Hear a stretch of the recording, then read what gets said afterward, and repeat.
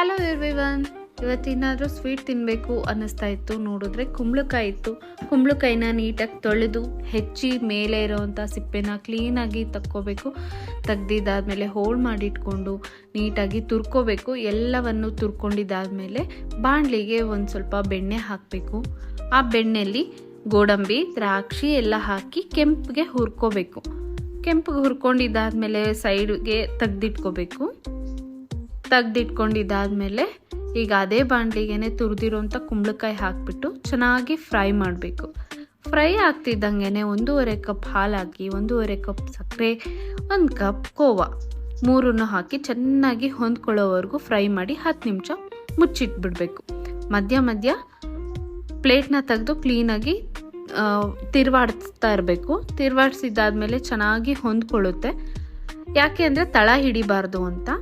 ನೋಡಿ ಎಷ್ಟು ಚೆನ್ನಾಗಾಗಿದೆ. 10 ನಿಮಿಷ ಆದಮೇಲೆ ನೋಡಿ ತುಂಬ ಚೆನ್ನಾಗಾಗಿರುತ್ತೆ.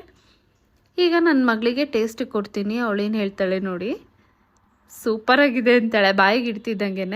ನಾನು ತಿಂದು ನೋಡಿದ್ರೆ ತುಂಬಾ ಚೆನ್ನಾಗಿತ್ತು. ನಿಮ್ಗೆ ಇಷ್ಟ ಆದರೆ ನೀವು ಟ್ರೈ ಮಾಡಿ ತಿಂದು ನೋಡಿ.